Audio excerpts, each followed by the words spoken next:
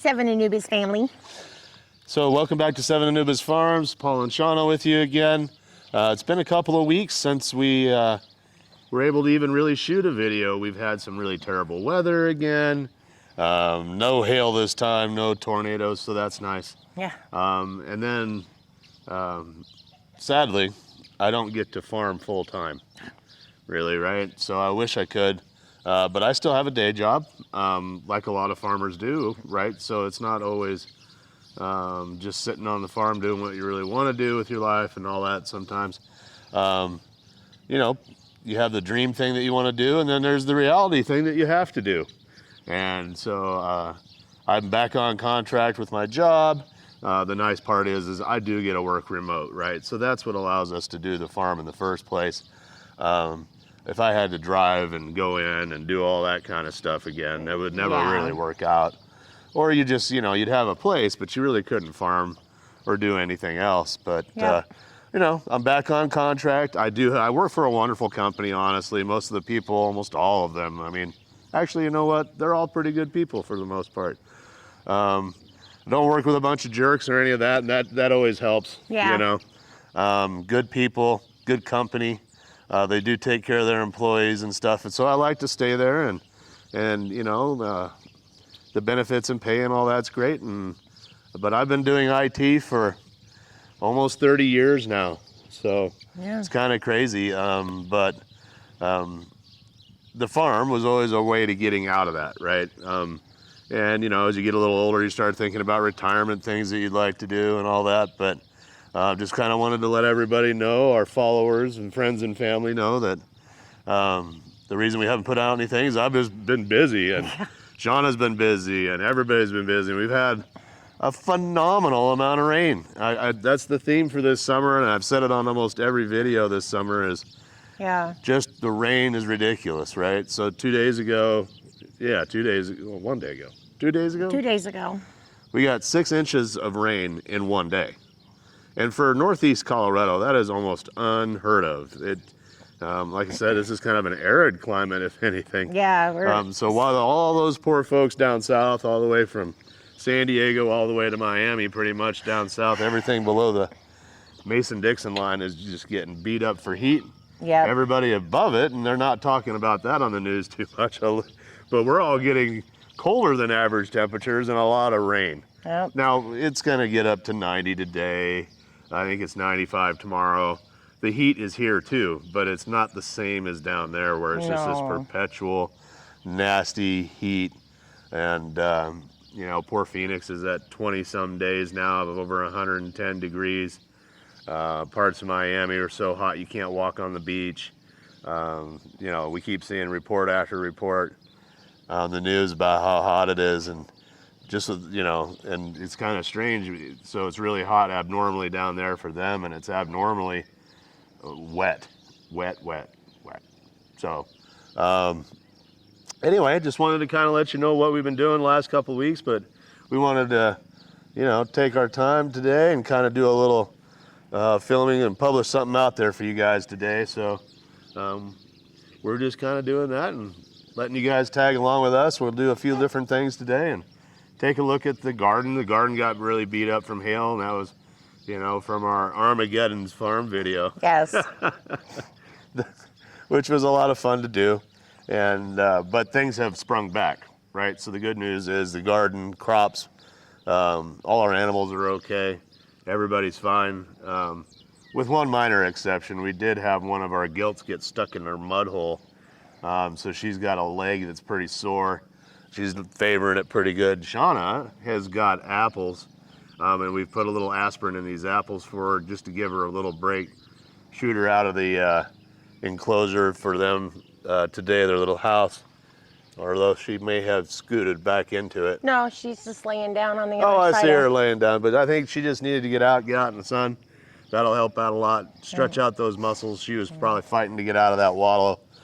I don't know, we don't know how long, but maybe even overnight, and we just didn't see it happen. So that's how much rain has been coming in, right? Where you can't even really, I'm gonna have to take the tractor today, and I'm gonna go get 3 or 4 big scoops of ground and soil, and we'll fill up these wallows because they just, we didn't even fill them up. That's the thing, right? So, Yeah. you know, on a really, really hot day, we might put a little bit, an inch or so of water in the bottom just to get it kind of soppy so they can roll around in some mud, but keep the flies off them a little bit, stay cool. Pigs like to do that.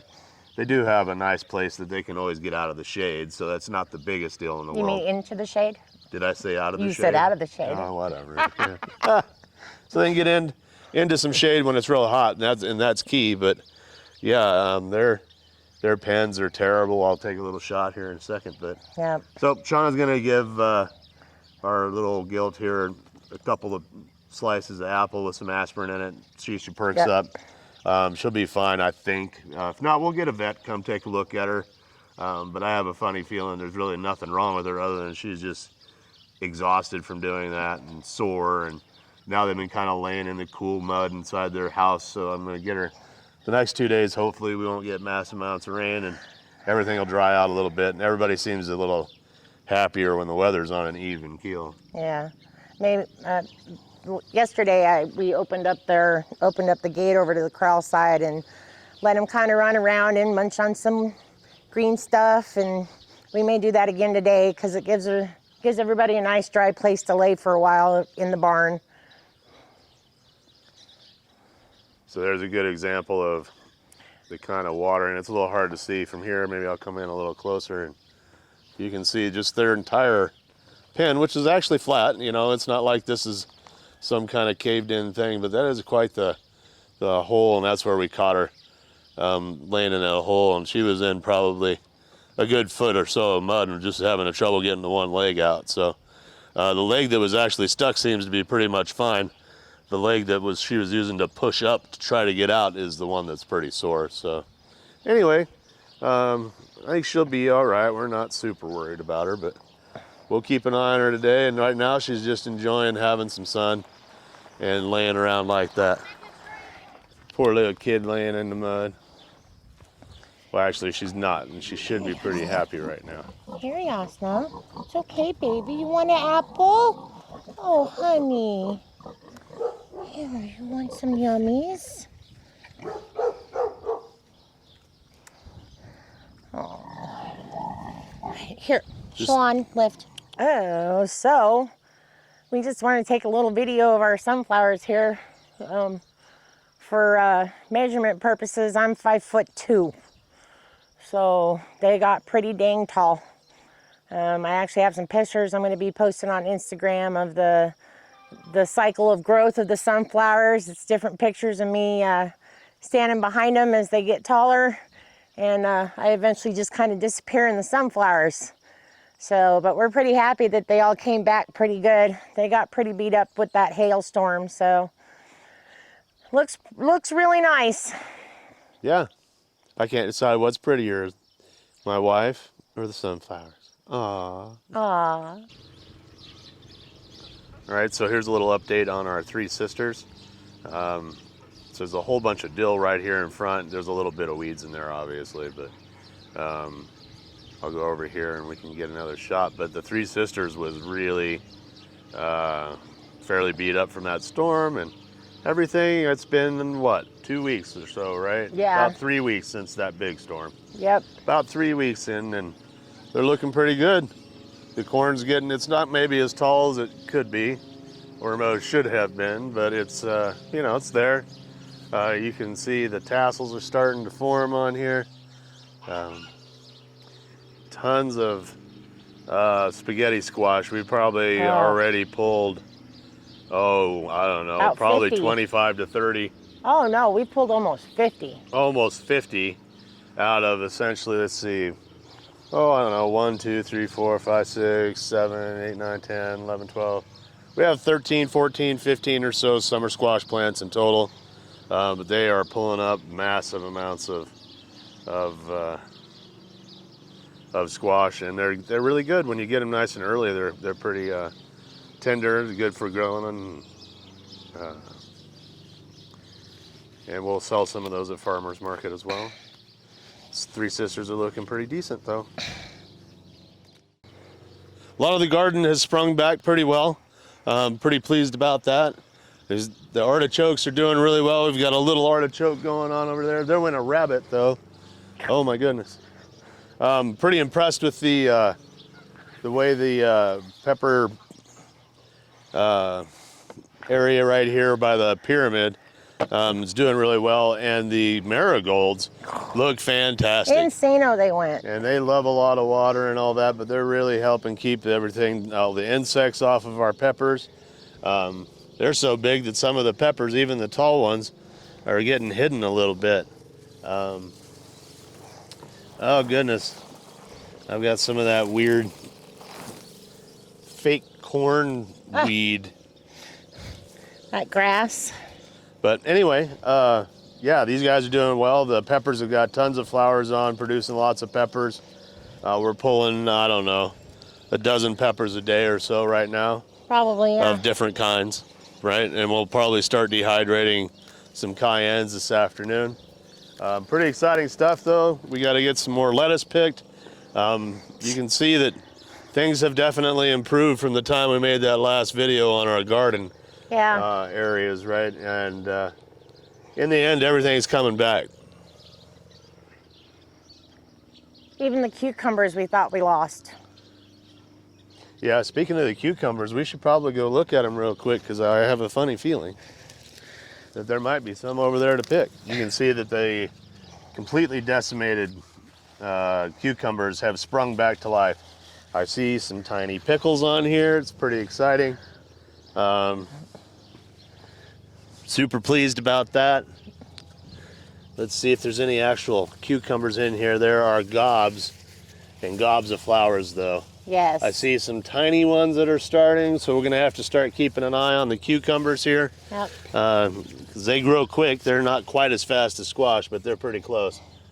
You'll get to a point where all of a sudden you'll be pulling several cucumbers a day. So we're pretty excited about that, honestly, because the last few years, like we said in a previous video, we really didn't have a whole lot of luck with our cucumbers, and we really would like to make some pickles. Most of the pickles that we can and preserve are getting a little older, so having some fresh, nice pickles would be great.